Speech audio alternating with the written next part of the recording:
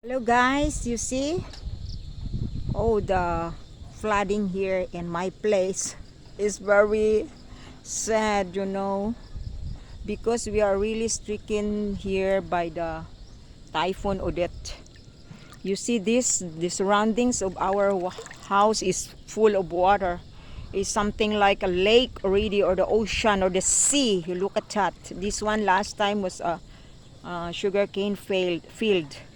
But now you see it's full of water. See guys, look at this. All the tricycles parking here is drowned in the water. Guys, you see, very sad. This situation happened to most of the people in Philippines. And our place is one of the stricken area of the Typhoon Odette. We are here in Negros Occidental. We are near to Negros Oriental, Dumaguete City.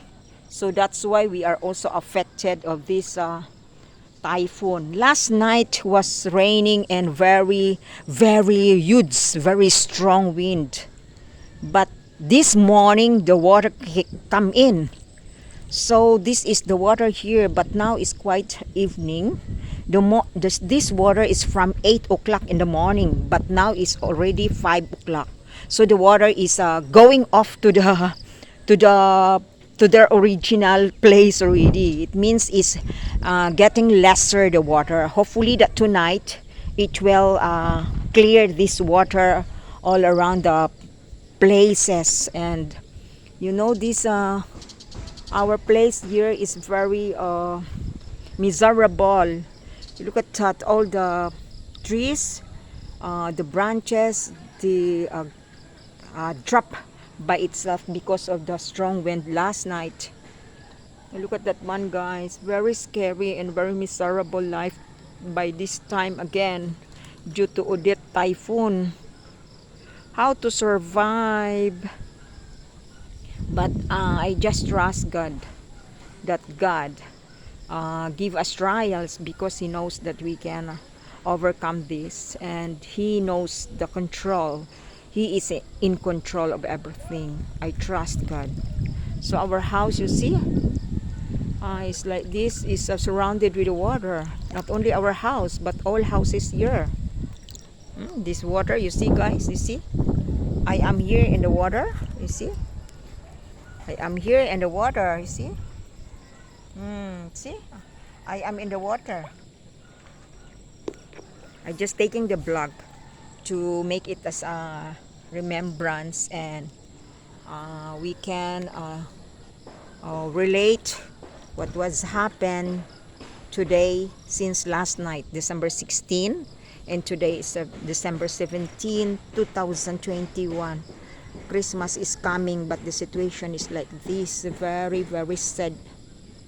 Most of the houses ruined.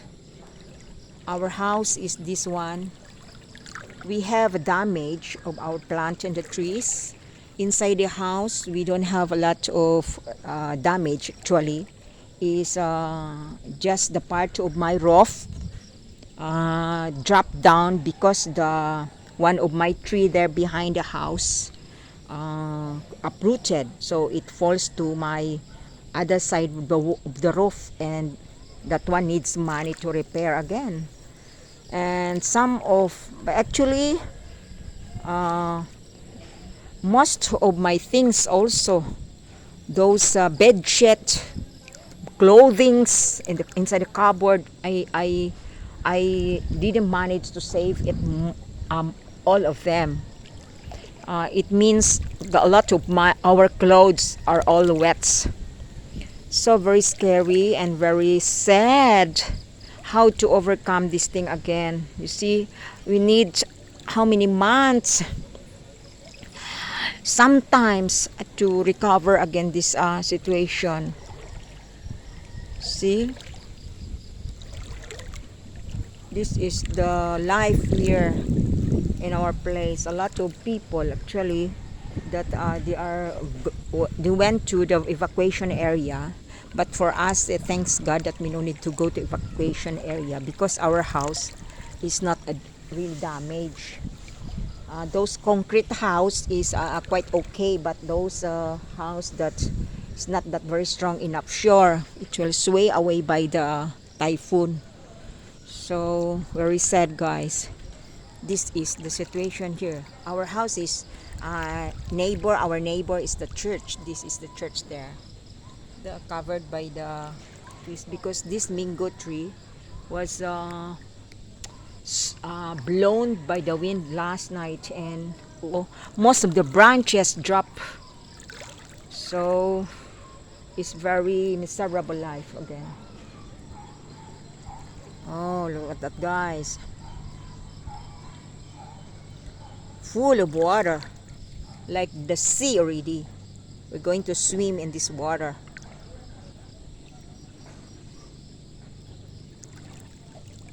Hopefully tonight this one will what's that, dry already.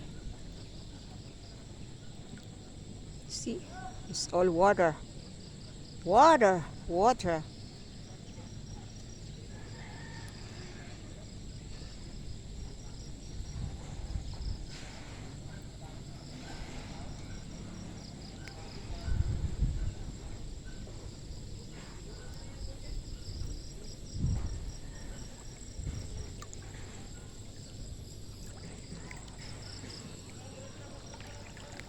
The moon is coming out already because now it's 5:30. Okay, guys, that's all. I give you some of the video of about in this our place happened tonight, happened last night and today. So sad, guys. I'm very sad.